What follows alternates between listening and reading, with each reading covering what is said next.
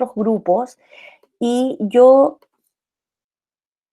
estuve mirando el aula. Estas son ustedes, no, estos son.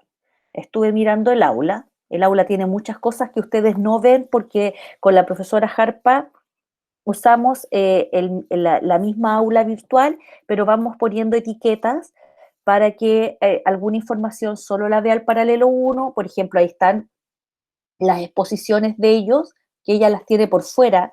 Yo hice una carpeta, una carpeta repositorio para que ustedes fueran subiendo las cosas. Así que si ven muchas cosas en esta aula, no se asusten porque ustedes ven solo aquellas que dicen a menos que se pertenezca al paralelo 2.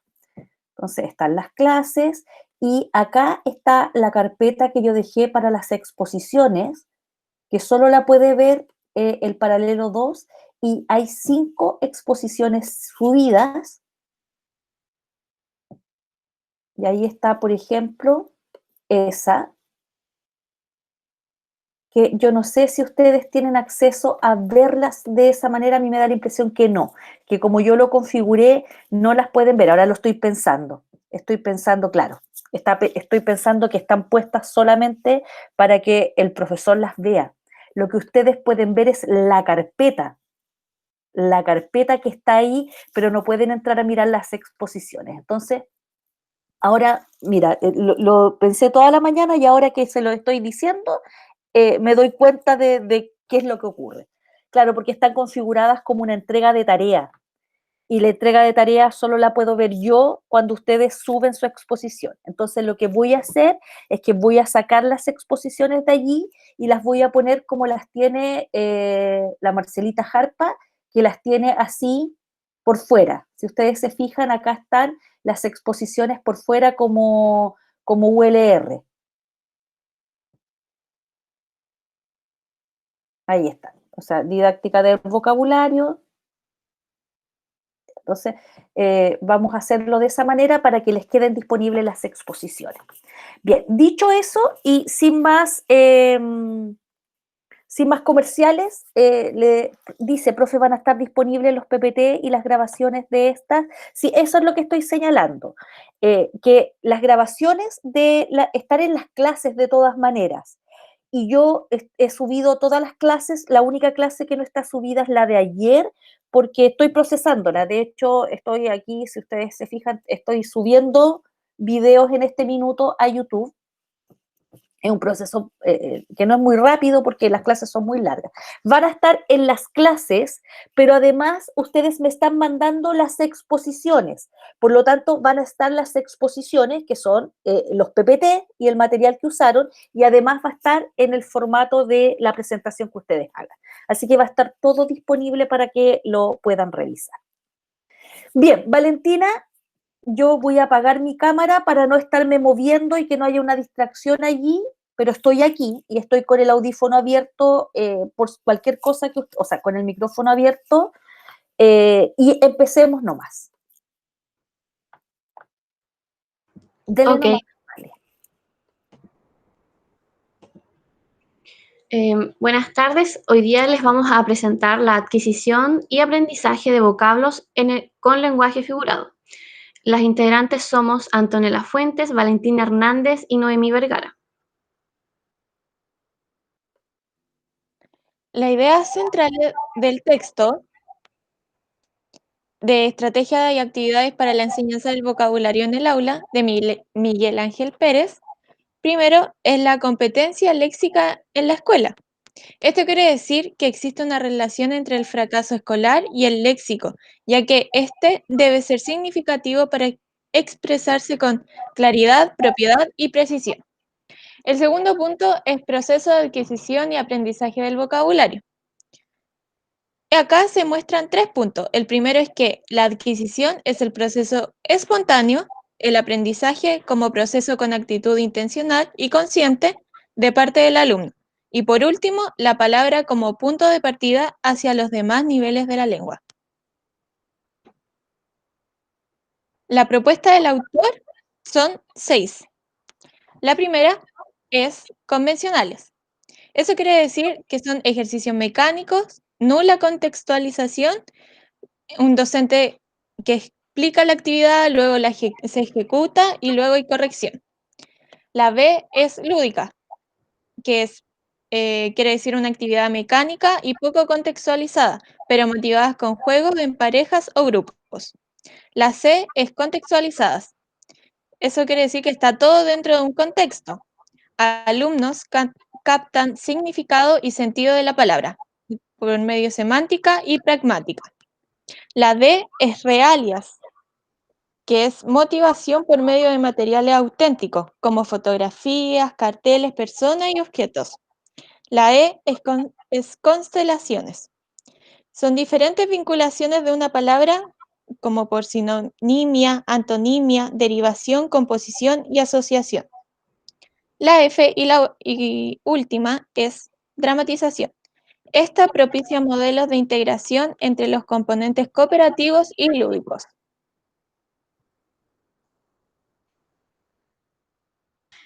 El lenguaje figurado y la teoría del autor con respecto también a las bases curriculares. Tenemos que entender que el lenguaje figurado es aquel por el cual una palabra expresa una idea en términos de otra, apelando a una semejanza que puede ser real o imaginaria. El lenguaje figurado se opone al lenguaje literal, que supone que las palabras tienen el sentido que define su significado exacto. Pérez en el texto habla de cómo la palabra es la base para los siguientes niveles lingüísticos y que la reiteración periódica junto con el empleo del vocablo en distintos contextos ayuda a una memorización del vocabulario. Es por eso que las actividades que más adelante va a mostrar Valentina y las estrategias dichas por Noemí son provechosas para que los alumnos y alumnas puedan ampliar su vocabulario y trabajar con la conciencia léxica, teniendo en cuenta que con la conciencia léxica es la capacidad para identificar y manipular las palabras que componen una frase. Y esto también se puede como ligar a la segmentación, que se puede definir como la capacidad para percibir que una oración o enunciado puede ser segmentado en palabras. Y más adelante veremos que lo que nosotros nos tocó trabajar, que es refranes y dichos, tiene mucho que ver y va a servir mucho para esta parte de la conciencia léxica y la segmentación. ¿Cómo se trabajaría esto en el aula de clases? Bueno, para trabajar el lenguaje figurado en clases, encontramos el siguiente recurso virtual, que es de la página web Cerebrity. Bueno, este juego consiste en completar una serie de refranes con su frase final. Y a continuación lo vamos a mostrar, que está acá. Entonces, en esta actividad uno aprieta jugar y aquí le van apareciendo refranes y uno los tiene que completar. Por ser, la venganza se sirve fría. Quien ríe último, ríe mejor. No por mucho madrugar, amanece más temprano y no todo lo que brilla es oro. Y la última es, a la tercera es la vencida. Camarón que se duerme se lo lleva a la corriente. Entonces con este juego los alumnos pueden ver aquí al final sus resultados y el final del refrán. Bueno, ahora les vamos a presentar el diseño de recurso propio, que es la siguiente guía y consta de 2 actividades. La primera es de unir la imagen del refrán con su significado. Y escogimos estos 3 refranes que son bien comunes, que son más vale pájaro en mano que 100 volando, perro que ladra no muerde y a caballo regalado no se le miran los dientes. Entonces, los alumnos tienen que unirlo dependiendo con el significado que están acá en estos 3 cuadros. La segunda actividad es que ellos escriban 3 dichos que alguna vez hayan escuchado y además les damos como ayuda esta lista con dichos como andar con los monos, boca de tarro, chicotea los caracoles y manito de guagua. Entonces aquí les ponemos unas ilustraciones que encontramos en internet y aquí les ponemos para que ellos escriban los dichos. ¿Escriben qué significan los dichos? No, que tienen que dar ejemplo, algún dicho que ellos hayan escuchado. Otros dichos que ellos hayan escuchado. Sí, y les damos a modo de ejemplo esos. Ya, perfecto. Y bueno, aquí está la bibliografía y esa fue nuestra presentación. Ya. En un momento yo me caí de la clase, no sé si algunos lo notaron. Me gustaría que, para que quede registrado, vuelvan atrás con el texto que les tocó. Nos tocó el de estrategias y actividades Sí, para la eso es. enseñanza del vocabulario en el aula. Sí, entonces ustedes señalaron en la siguiente diapositiva, esta, señalaron que hay, según la propuesta del autor, ¿cierto? 6 estrategias didácticas para la enseñanza. Estas son, que pueden ser las convencionales, que esto ya lo habíamos discutido en una clase, es decir, las típicas estrategias que tú trabajas, que están más bien sin contexto. Luego están las lúdicas, en que uno podría proponer, ¿cierto?, un juego como este que estaba en el Cerebrity. Sí, Están las contextualizadas, donde podríamos pensar, por ejemplo, que estamos leyendo eh, un, un poema. ¿ah? En las contextualizadas, por ser encontramos que en el currículum se Ujú. ocupa, en el OA5 se ocupan poemas, en tercero y cuarto básico. Ya, Y después ya en el OA6 los alumnos ya pueden usar textos como noticias y más comunes a los niños. ya, ¿No? perfecto. Entonces, por eso tomamos eso en cuenta.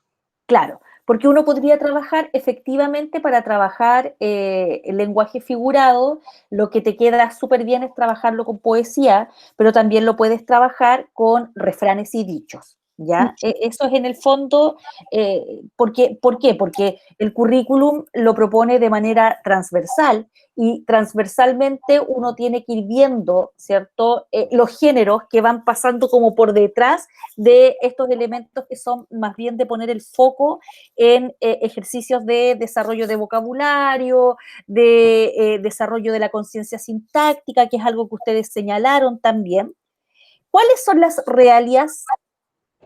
Ya, las realidades son las que están por medio de, espérame, por medio de material auténtico, como por ejemplo llevar un objeto, llevar y mostrar un afiche que tenga, no sé, un refrán, un Ya, dicho, o también se puede llevar persona, que puede, no sé, me imaginaba llevar a alguien que diga un poema, o el mismo niño puede decir un poema.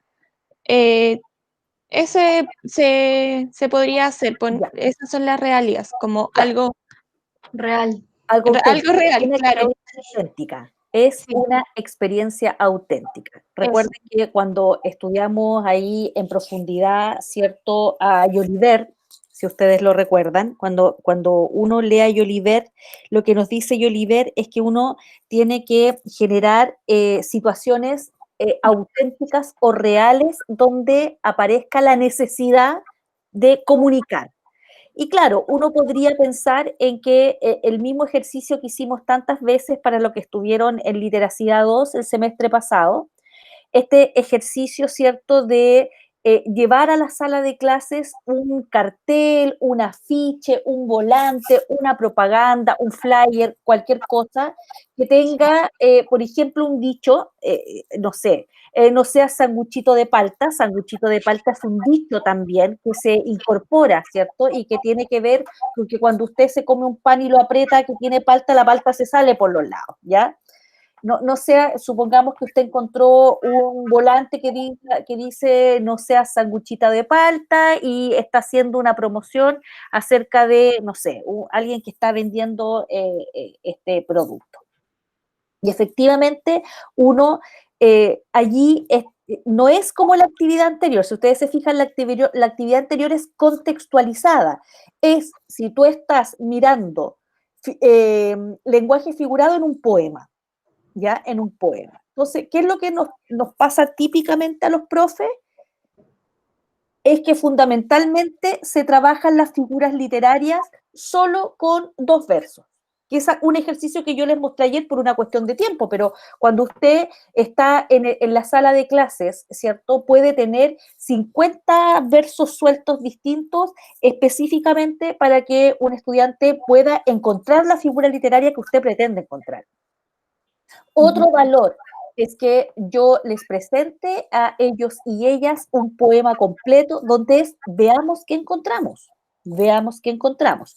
O que veamos en otro tipo de textos, como yo les mostraba, ¿cierto? Ayer, de Francisco Coloane, un fragmento de un texto, por ejemplo, de este personaje que aparece mucho en los libros de texto infantiles, que no sé si lo conocen, que es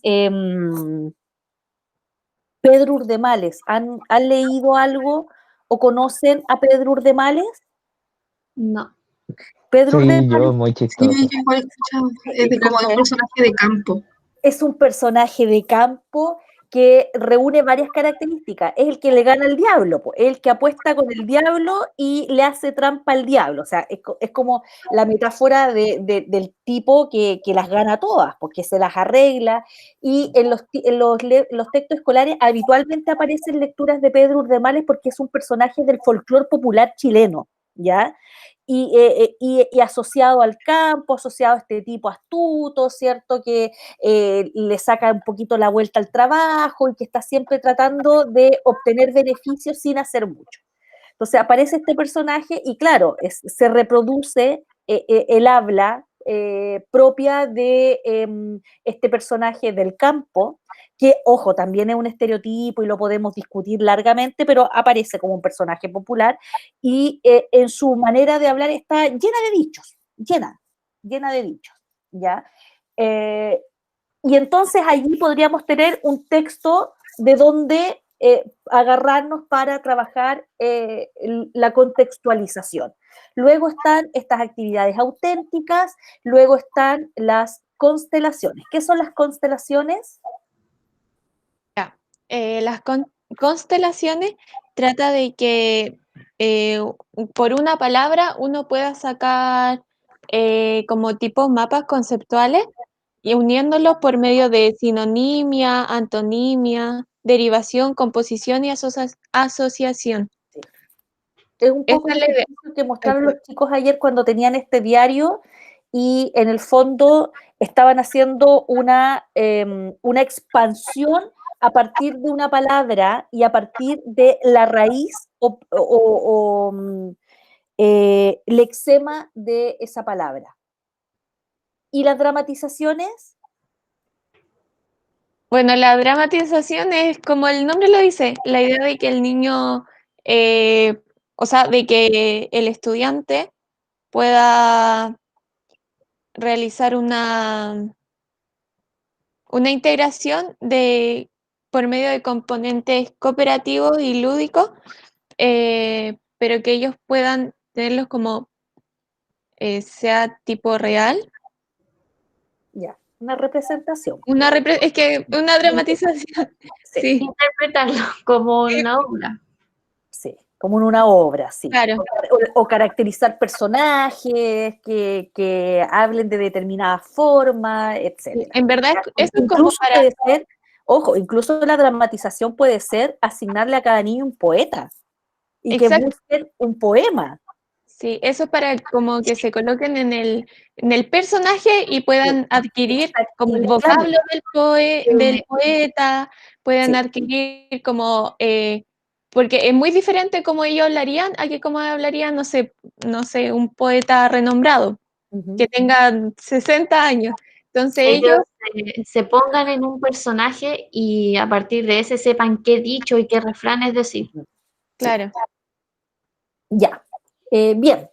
Y avancen hasta el final. Bueno, entonces, como síntesis, ahí está, ahí hay algunos elementos, avancen nomás, avance, que quiero, ya. Aquí ustedes dirían, de acuerdo a la clasificación que estuvimos viendo, ¿qué tipos de actividades serían estas? Mm,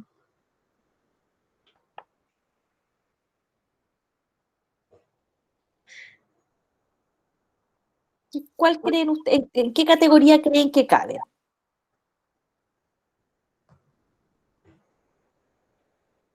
La de imágenes lúdicas Ujú.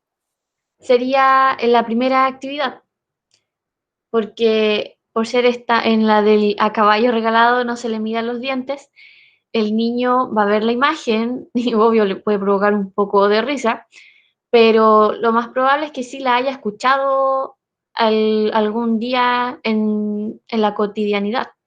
Ya. ¿Cuál Porque sería entonces? él se va a guiar de la lúdica, Ya. que porque ¿Alguien, va a ver la imagen y va a recordar a lo mejor a quien dijo alguna vez ese refrán. ¿alguien quiere discutir que sea lúdica? Y también puede ser realías, porque ha visto a lo mejor a alguien que siempre dice ese refrán dentro de su familia o de alguien en su contexto, o también en la misma televisión, cuando se dan los personajes en alguna teleserie o cosas así. Ya. ¿Alguien tiene otra opinión respecto a esta actividad? No a la actividad en sí misma, sino al tipo de actividad que plantea.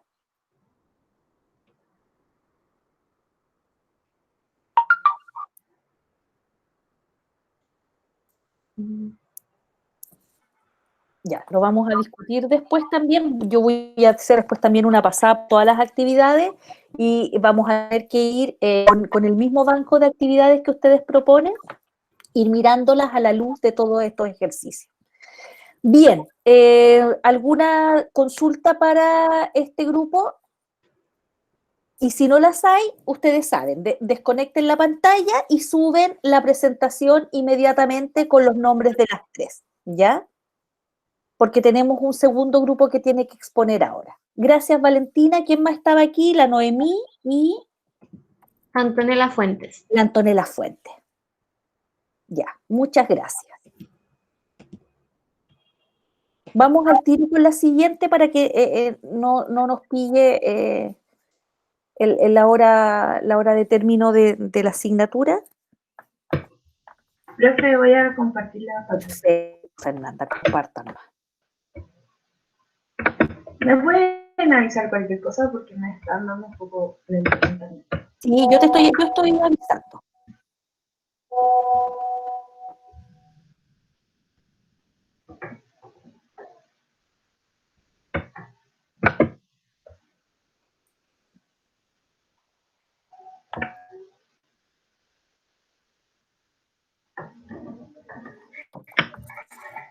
¿Todavía no estamos viendo la presentación? Ahora sí, ahora se está cargando.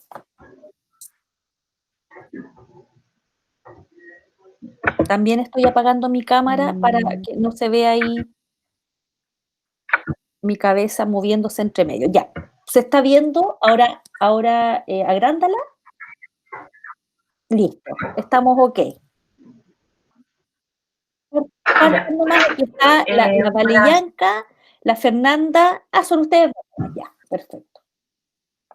Sí. Avancen nomás, chicos. Bueno, buenas tardes a todos, compañeros y profesoras. Hoy día les vamos a presentar el texto de la enseñanza del vocabulario en el aula de Miguel Ángel Pérez Das. Nosotros pusimos acá una cita que según nuestro punto de vista era lo que resumía de mejor forma el texto, que dice que para la enseñanza y aprendizaje del vocabulario tiene, como en todo, el ejemplo, empezando con la palabra que se escucha en el aula, el vocabulario del maestro, presentado aquí como principal recurso didáctico para la consecuencia final. La consecución. Consecución, perdón. Ya. ¿Qué nos plantea Pérez en el texto? De forma general, es sobre la adquisición de un nuevo término y cómo este se debe realizar en niveles fónicos, ortográficos, semánticos y gramaticales. Al aprender una nueva palabra, debemos aprender consigo la articulación, la ortografía correcta de la misma y su significado dependiendo del contexto en el que se encuentre. El primer punto que se nos plantea es la consideración sobre el vocabulario del alumno al llegar a la etapa primaria. acá se plantea un concepto que es de vocabulario fundamental, que es el léxico con el cual los menores ingresan a la educación primaria. Dicho vocabulario es material de gran ayuda para los docentes, ya que les sirve como referencia para planificar la enseñanza del aprendizaje del vocabulario en base a lo que ya es sabido por los menores. Luego se ve el tema del vocabulario en el currículo de educación primaria. Se explica que en el ciclo de educación primaria aparecen diferentes bloques temáticos dedicados al vocabulario, en el cual se trabajan temas como las familias de palabras, sinónimos, antónimos, campos semánticos, etc. Todo lo mencionado anteriormente es organizado por la comunidad educativa en la cual se tiene que adecuar el diseño el trabajo del vocabulario, ya que en algunas oportunidades, no sé cómo explicarlo, como que no se enseña en un hilo conceptual, sino que se saltan ciertos procesos y se enseña como de forma desordenada. Entonces Pérez nos plantea que para la enseñanza del vocabulario es súper importante llevar a cabo como un hilo en el cual se vaya aprendiendo de a poco adecuar las palabras a nuestro contexto. Luego nos dice que el vocabulario del maestro es un principal recurso didáctico. En el texto se habla mucho sobre este tema, creo que es lo que más se hace como relevancia, ya que independiente de las estrategias didácticas, es una realidad que el vocabulario del maestro incide de forma decisiva en el enriquecimiento del léxico del alumno. Se insiste en lo anterior para que sea tomado en cuenta y valorado por los docentes, porque el alumno tiende a tener un aprendizaje mimético, que quiere decir que el alumno imita en su gran mayoría todo lo que realiza el maestro. Por lo que tener un vocabulario cuidadoso y emplearlo de una forma adecuada es un recurso didáctico más eficaz dentro del aprendizaje de los alumnos. Luego se plantea la actitud a crear y los objetivos alcanzados por la enseñanza del vocabulario y los principios didácticos para el enriquecimiento del léxico. En pocas palabras, en este punto se plantean como los pasos a pasos que se deben seguir por el docente para llevar a cabo un proceso de aprendizaje adecuado y cómo el vocabulario tiene que ser implementado poco a poco en el aula para los alumnos.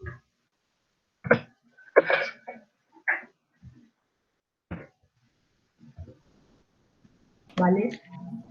Ya, ahora vamos a tratar el lenguaje figurado. Avanza, porfis. Sí, estamos aquí muy atentos escuchándolo. Fue tremendo lo que nos acaban de decir sobre lo del profesor como principal recurso. Ya lo vamos a discutir. Ya, ¿qué es el lenguaje figurado? Este es el uso de una palabra o expresión con un significado distinto al que habitualmente se le asigna. La relación del término utilizado con la idea que se busca representar puede ser de una semejanza real o imaginaria. El lenguaje figurado se opone al lenguaje literal, que consiste en la utilización de una palabra o expresión con su significado convencional. En ocasiones, el uso del lenguaje figurado da lugar a situaciones de cambio semántico, es decir, que el nuevo significado se asume al anterior. Ocurre esto con un ejemplo que es cuello de una botella, copa de un árbol, pie de una montaña cardenal, pata de la mesa, araña, lecho de un río, etc. Este además se usa para crear imágenes en la mente del lector, las cuales permiten acercarse a lo que está diciendo el escritor. Cambia el significado literal de las palabras para darle un alcance más allá de lo común.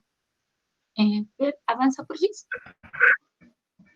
En el lenguaje figurado de la lectura, toma una forma de recursos estilísticos y trompos como la metáfora de la personificación.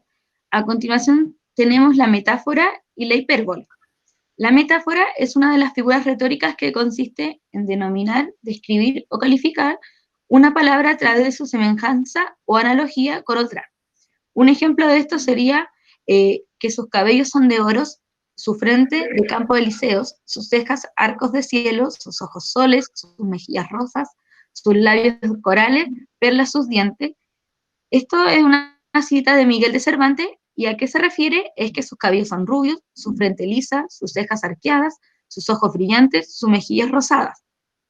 Por otro lado, tenemos la hipérbole, que es una figura retórica o literaria que consiste en aumentar o disminuir de manera excesiva un aspecto, característica o propiedad de aquello que se habla. Un ejemplo de esto es: tanto dolor se agrupa en mi costado que por doler me duele hasta el aliento, que es una cita de Miguel Hernández. ¿Y a qué se refiere con esto? A que le duele mucho el costado. ¿No puedes repetir, por favor? Tanto El de dolor se Miguel. agrupa en mi costado que por doler me duele hasta el aliento. Qué bonito. Fer, avanza por favor. Ya. El lenguaje figurado en la lengua común no es muy empleado en ámbitos formales, pero sí en el habla coloquial, debido a la presencia de frases hechas, exageraciones y otras expresiones. Un ejemplo de esto podría ser: nada más oírlo se le iluminó la cara, nada más oírlo se puso muy contenta. La noticia ha sido un balde de agua fría. ¿A qué se refiere con esto? A que la noticia ha sido una desagradable sorpresa. Ojos que no ven, corazón que no siente, que es una que es muy popular, y con esto se refiere a que si no te enteras de lo que pasa, no te afectará emocionalmente. Fer, avanza por fin. Ahora vamos a mostrar qué es la poesía. Acá tenemos una cita que es de Nicanor Parra, atrás, Perdón. que dice: poesía es todo lo que se mueve, el resto es prosa. Ya, ahora avanza. Bueno, ¿qué es la poesía? La poesía es un género literario, una forma de escritura creativa donde las oraciones son llamadas versos y los grupos de versos son llamadas estrofas. Se caracteriza por expresar ideas, sentimientos e historias de un modo estético y bello, con las sutiles elecciones de palabras, de metáfora y de rimas que brindan musicalidad a sus obras. Las más populares tocan temáticas relacionadas con el amor y el romance, la batalla y el heroísmo en las tradiciones de su pueblo. Existen 3 criterios, en el cual tenemos el criterio morfológico, el contextual y el relacional. El primero hace alusión a que, es decir, que un escrito es una poesía. Tomamos en cuenta la forma, las oraciones son cortas y están ubicadas sobre el margen izquierdo. También es evidente que solo hay un poema por página. El criterio contextual está especialmente dispuesto para poemas. El escrito es diferente tal como tal. Esto sucede siempre, ya que el escrito esté dispuesto en prosa o versos, tenga una rima o no la tenga. El criterio relacional: cuando el escritor se identifica o es reconocido como poeta, sus obras serán como consecuencia poesías. Independientemente del contenido y la forma de sus textos, los escritos son relacionados directamente con el poeta. En la antigua Grecia, los griegos diferenciaban la poesía en 3 estilos: en el lírico, que podía ser cantado; el dramático, que podía ser actuado; y el épico, que podía ser narrado. De hecho, por ejemplo, la Ilíada y la Odisea la Ilíada es un poema épico, así se denomina. Claro, Considerando esta clasificación porque griega. se podía narrar. Sí. Sí. Pero avanza por fin. Bueno, existen ciertas formas de escritura que permiten la estética del poema, como por ejemplo la comparación, que, valga la redundancia, hace una comparación a establecer sentidos lógicos del significado que permiten al escritor decir las cosas de una manera particular, de una manera distinta.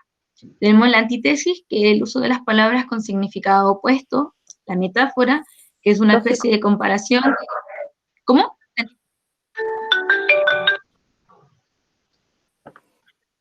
La metáfora, que es una especie de comparación. No, nada. La sinestesia, que combina en el texto imágenes procedentes de distintos sentidos. Retórica, que son preguntas que no se responden, pero incitan a la reflexión. Aliteración, que es la repetición de un mismo sonido consomático. Las onomatopeyas, que son los sonidos consonánticos. Las onomatopeyas, que son los sonidos típicos provocados por ciertas acciones, por ejemplo, el ay. La hiperbatón, que es una característica que le permite el idioma, puesto que es la alteración del orden más lógico de una oración y aún así mantiene su significado original. Y por último tenemos el paralelismo, que es la repetición de una estructura sintáctica particular en 2 versos. Bueno, ¿en qué se relaciona todo lo anteriormente dicho con las bases curriculares? Acá seleccionamos 2 objetivos de aprendizaje, el cual es aplicar estrategias para determinar el significado de palabras nuevas, claves del texto para determinar en qué acepción es pertinente según el contexto, raíces y afijos, preguntas a otro diccionario y enciclopedia de internet, y el O11, que es escribir frecuentemente para desarrollar la creatividad y expresar sus ideas. Textos como poemas, diarios de vida, cuentos, anécdotas, cartas, comentarios sobre sus lecturas, noticias, etc. Estos objetivos son de cuarto básico y tienen relación con los mencionados anteriormente por el grupo que expuso. Y estos también se ven vinculados con quinto básico, van de la mano, van entrelazados. Van en progresión, se dice. Claro. Ya. ¿Cómo se podría trabajar en la sala de clase? Ay, sí, me salió. Todo lo mencionado anteriormente. Primero pusimos recursos de internet, que son unos videos que explican muy brevemente lo que explicó mi compañera Valentina, que son los poemas y la poesía y las palabras en sentido literal y figurado. Más que nada esto se ocupa como un apoyo, como un recurso más quizás didáctico para enseñarle estos temas a los menores. Y luego pusimos este juego que es de la misma página que todas mis compañeras. La verdad es que la página tiene muchos juegos. Sí, la página es súper buena, porque además son juegos cortitos. Claro, y son súper completos. Bueno, yo, por lo que pude ver,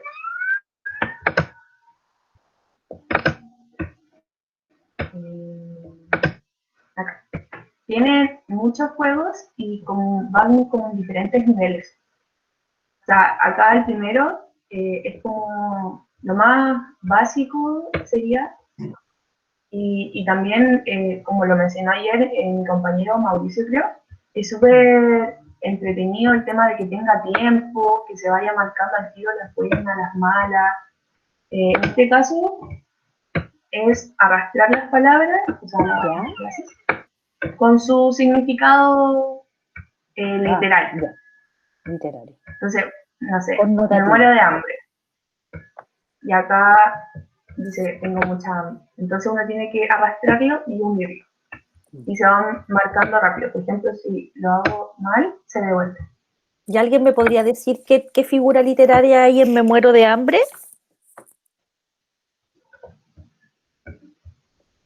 Hipérbaton. Hipérbaton, muy bien, que es la exageración de una condición. Por ejemplo, decir, muero de hambre, muero de amor, a menos que usted sea Julieta, ¿cierto? No, de amor no se muere.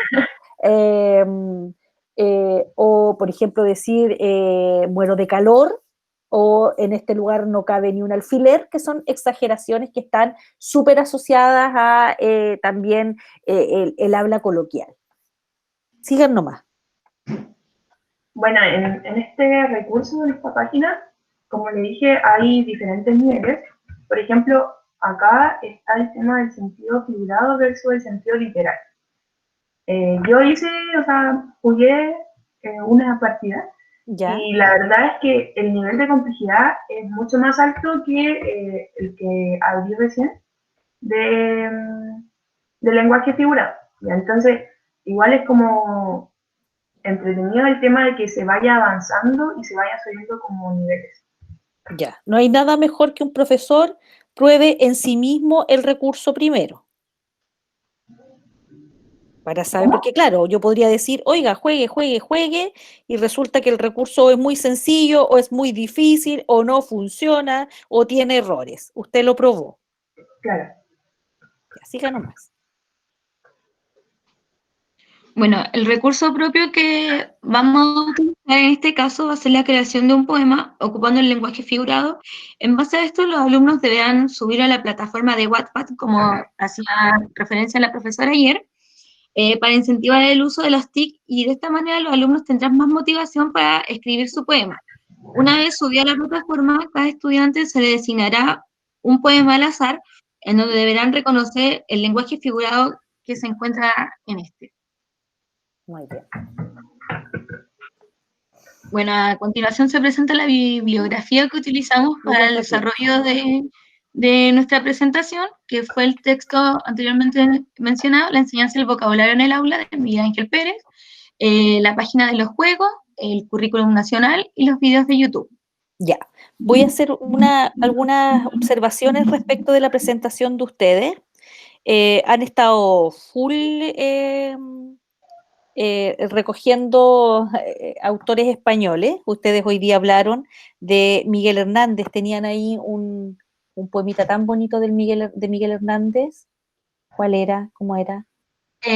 Tanto dolor se agrupa en mi costado que por doler me duele hasta el aliento. Ya, que por doler me duele hasta el aliento. Esa es una figura donde se repite, eso es un retruécano, se llama eso. Hay la repetición de un sonido, entre otras cosas, ¿ya?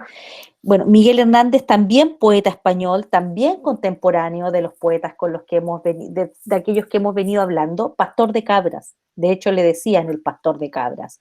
Era un pastor, ¿cierto? Poeta, para desmitificar esta idea del poeta como un iluminado. Hablaron también de Cervantes por allí, hablaron de Nicanor Parra, poeta chileno, quizás de los más importantes de la literatura universal.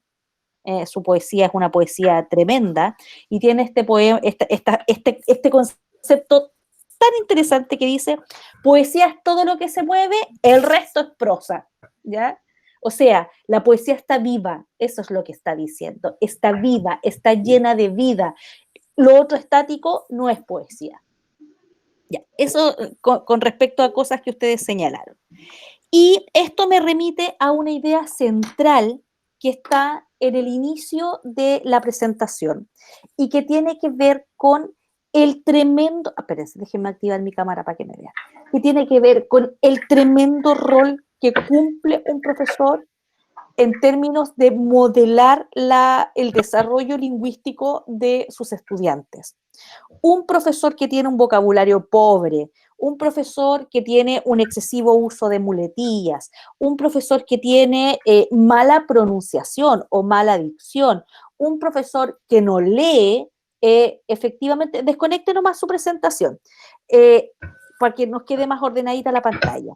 Es efectivamente un profesor que está transmitiendo ese modelo hacia sus estudiantes. La lectura, ustedes saben que buena parte de su desarrollo tiene que ver con la imitación de modelos lectores.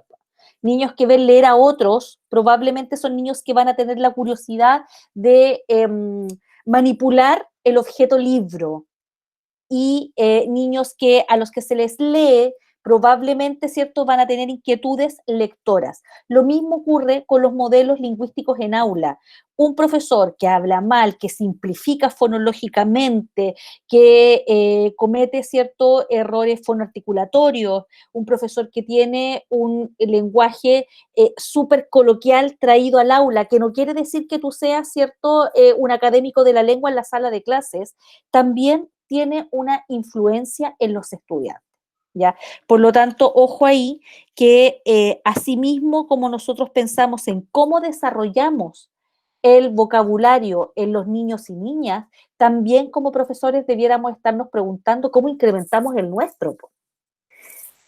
Y el incrementar nuestro vocabulario pasa también porque usted tenga una rutina lectora. Yo no digo que usted esté leyendo todo el tiempo porque a los profes poco les alcanza el tiempo, pero sí que las lecturas vayan un poquito más allá de, no sé, de leer lo que las redes sociales simplifican para que nosotros leamos, ¿ya? Ahí hay una idea súper importante que uno podría pensar en cómo lo hago yo como profe para ser un modelo de desarrollo léxico. Esa es la primera cosa. Profesores que cometen errores, que son copiados por los niños, por ejemplo, profesores que dicen, y aquí vamos a desmitificar una palabra, profesores que dicen emprestar. Y yo sé que el emprestar es de uso súper cotidiano, pero no hay ningún verbo en la lengua castellana que sea emprestar. No hay un empréstamelo porque no hay un verbo emprestar. El verbo es prestar, prestar. Entonces hay profesores que dicen, empréstaselo a tu compañero. Y efectivamente, ¿cierto? Usted está validando un uso lingüístico o un uso léxico inapropiado que evidentemente el niño se lo va a imitar porque usted es la figura, ¿cierto? Que resume lo que debiera ser el correcto uso de la lengua, ¿ya? Profesores que dicen colapsa, de hecho, ayer se lo escuché a un profesor que dice, no, es que mi computador colapsó. Yo Dios, colapsó, ya, colapsó. Y entonces el niño escucha decir colapsó y empieza a buscar, y empieza a conjugar el verbo colapsar, que no existe. Entonces, cuando yo le digo que usted es modelo de desarrollo léxico, lo es de todas maneras. Y esa es una idea que nos deja este texto. Lo siguiente es que de todo ese conjunto de figuras literarias que ustedes vieron, muchas de ellas no se ven de primero a sexto, ¿ya? Por ejemplo, yo lo sostengo. La metáfora es una figura súper compleja que requiere un nivel de abstracción bien notable. Por eso es mejor partir por los refranes, porque los refranes también implican un nivel de abstracción, pero como son de uso más cotidiano, es probable que los niños y niñas lo hayan escuchado, tengan ahí en su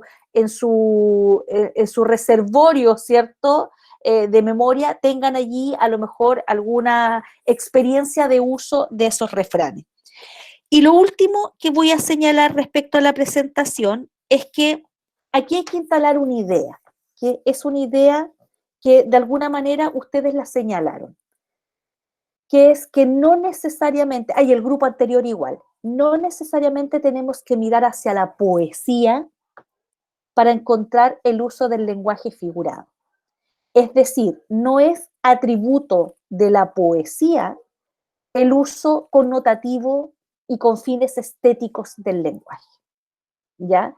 Lo podemos encontrar también en la prosa, lo podemos encontrar en la vida cotidiana, lo podemos encontrar en la boca de un profesor o una profesora, lo podemos encontrar incluso si hiciéramos una búsqueda así minuciosa, incluso lo podríamos encontrar en la publicidad, pese a que la publicidad deja bastante que desear con la construcción de sus mensajes, pero lo podríamos encontrar en la publicidad.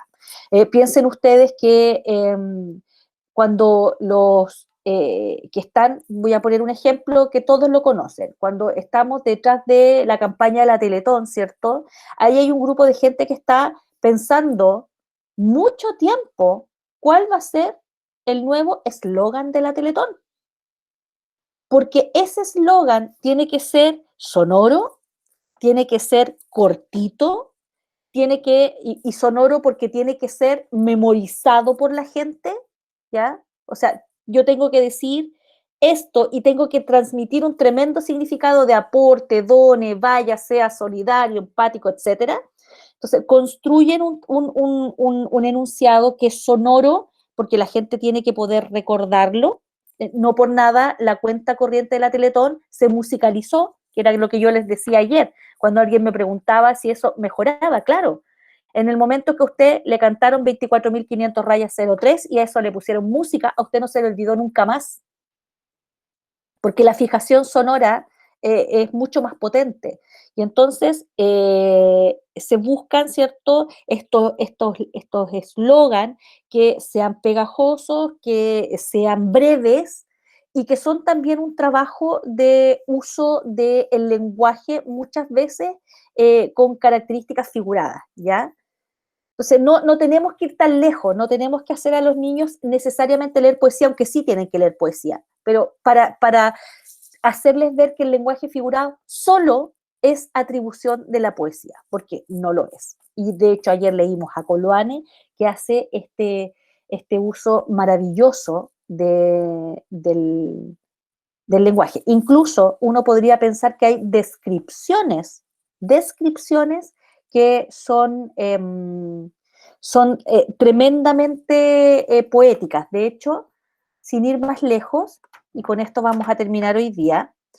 Miren, autorretrato. Este que les voy a mostrar, no lo estoy mostrando todavía porque lo estoy buscando. Buscando uno que se alcance a leer desde donde están ustedes. Este. Voy a compartirles mi pantalla. No me lo dejó bajar. Ya. Ahora les voy a compartir mi pantalla.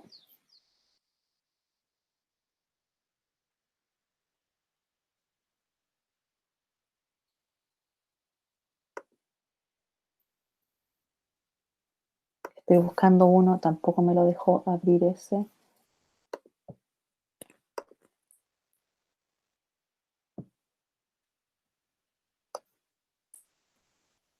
No.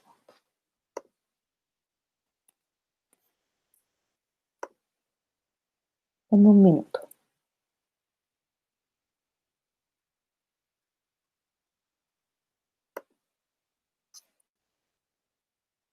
Oh, qué horror, estoy buscando un texto de Neruda y me muestra los de Pinterest que se ven re mal, po.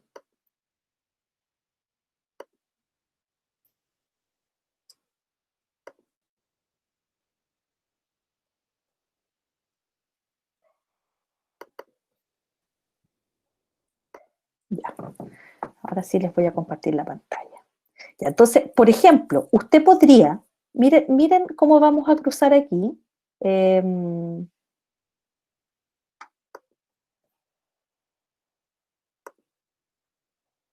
ahora sí, estoy compartiéndoles mi pantalla. Usted podría hacer este cruce que tiene que ver con trabajar descripción a partir de un texto poético. Y uno dice, pero ¿cómo? A ver, nada más alejada la descripción de la poesía, porque pareciera que si vamos a ver descripción, lo que necesitamos es una enciclopedia, un almanaque, un diccionario, ¿cierto? Y entonces usted lo que tiene que sentir es que los textos son flexibles, es decir, debemos dejar de tener estas concepciones rígidas que figuras literarias solo corresponde verlas cuando estamos revisando poesía, y entonces ahí vamos a ver este uso connotativo y denotativo de las palabras, pero cuando estemos viendo textos expositivos y veamos dentro de eso la descripción, no podemos trabajar con textos que sean literarios. Entonces, cuando usted mira un ejemplo como este, como el de Pablo Neruda, con su autorretrato. En alguna parte encontré una versión para mostrarle. Acá. Cuando usted mira esto es una autodescripción, ¿ya? Una autodescripción. Cuando uno habla de descripciones, hay dos niveles, la prosopografía y la etopeya, que tienen que ver con que la prosopografía, ¿cierto?, es la descripción de los rasgos físicos de una persona, y la etopeya tiene que ver con los rasgos psicológicos de una persona. Y uno lo enseña, uno trabaja descripción y trabaja autodescribirse, es una actividad súper recurrente en la sala de clase, y Neruda hizo el ejercicio y dice, por mi parte yo creo ser duro de nariz, mínimo de ojos, escaso de pelos en la cabeza, creciente de abdomen, largo de piernas, ancho de suelas, amarillo de tez, generoso de amores, imposible de cálculos, confuso de palabras, tierno de manos, lento de andar, inoxidable de corazón, aficionado a las estrellas, mareas, maremotos, administrador de escarabajos, caminante de arenas, torpe de instituciones, chileno a perpetuidad, amigo de mis amigos, mudo de enemigos, entrometido entre pájaros, mal educado en casa, tímido en los salones, arrepentido, sin objeto, horrendo administrador, navegante de boca y yerbatero de la tinta.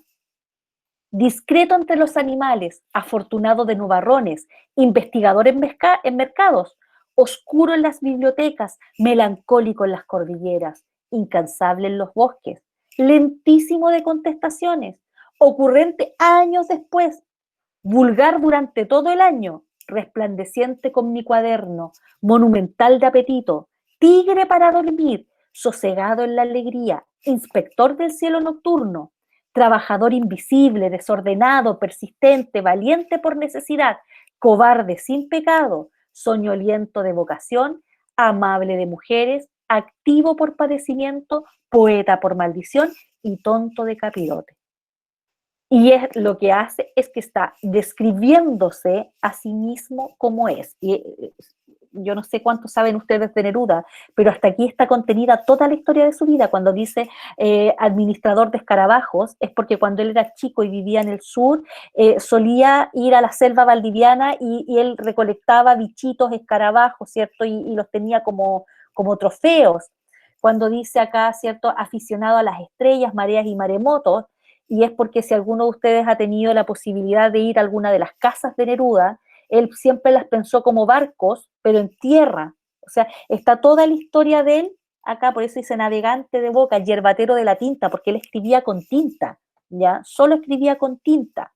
Acá cuando dice melancólico en las cordilleras, tiene que ver con que en algún momento Pablo Neruda salió, no al exilio, salió escondido de Chile, en el gobierno de Videla, porque hubo una persecución contra los comunistas y él era miembro del Partido Comunista y arrancó por la cordillera de los Andes hacia Argentina. Entonces está toda la historia de su vida contenida en una descripción en que uno podría aquí empezar a hacer todo un ejercicio de acceso léxico.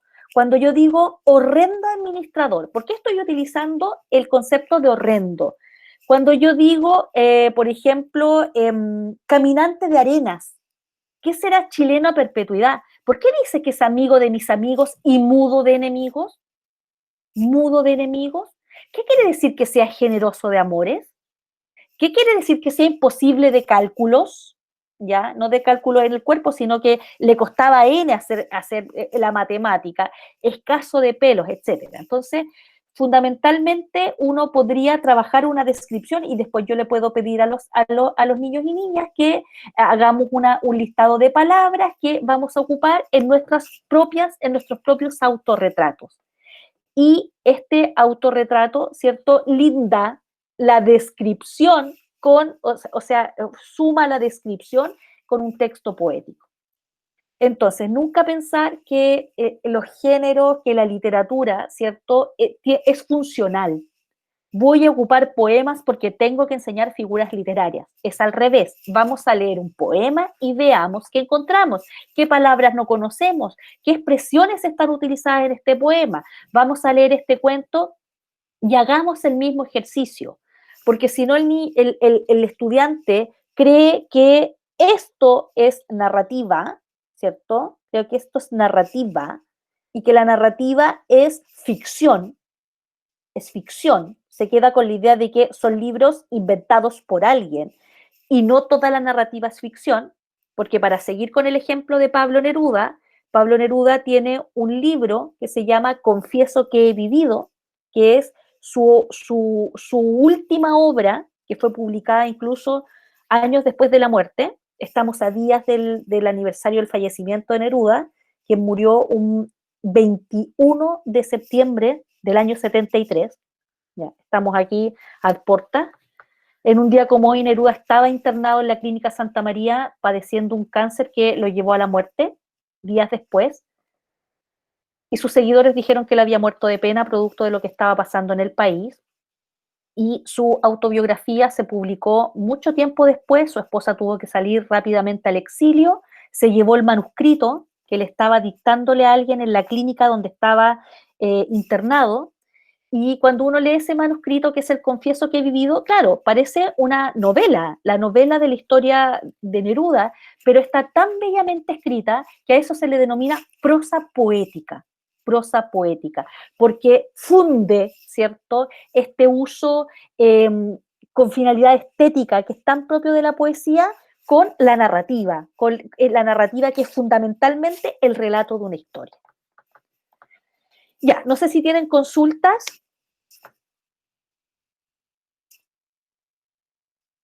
Ustedes saben que Neruda ha sido uno de los 2 escritores chilenos acreedores del Premio Nobel de Literatura, ¿cierto? ¿Quién es la otra persona?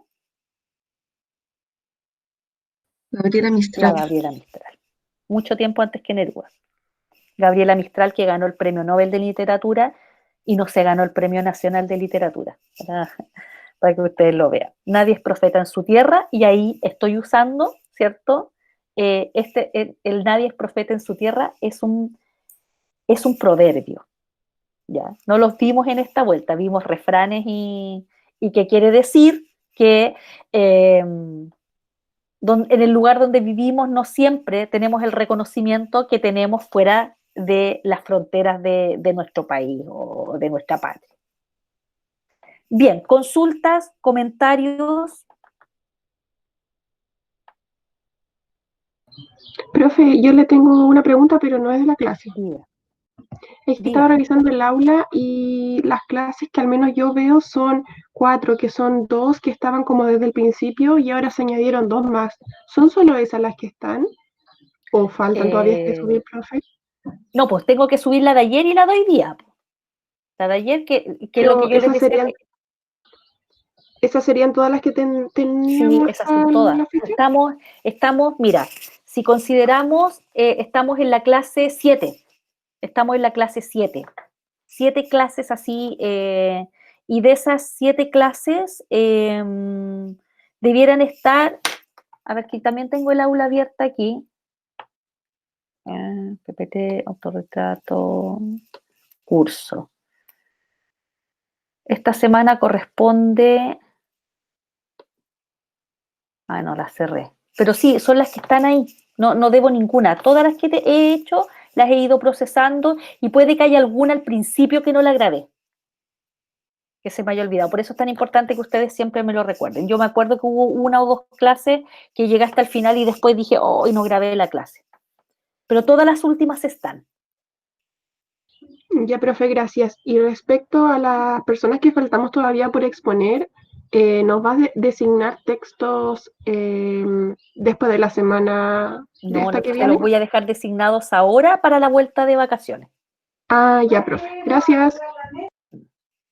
Ya, estamos a las 13:30, hora de la pausa, ¿cierto? Y nos vemos entonces a la vuelta del receso. Ahora sí, porque ayer yo les dije nos vemos a la vuelta del receso y alguien después me escribió y me puso, profe, mañana no tenemos clase. Yo le dije sí, me traspapelé, ¿ya? Bien, los dejo y les subo la clase. Nos vemos entonces, chicos y chicas. Nos vemos. Chao. ¿Profe? Dígame. ¿De qué pregunta? María José, te estoy escuchando.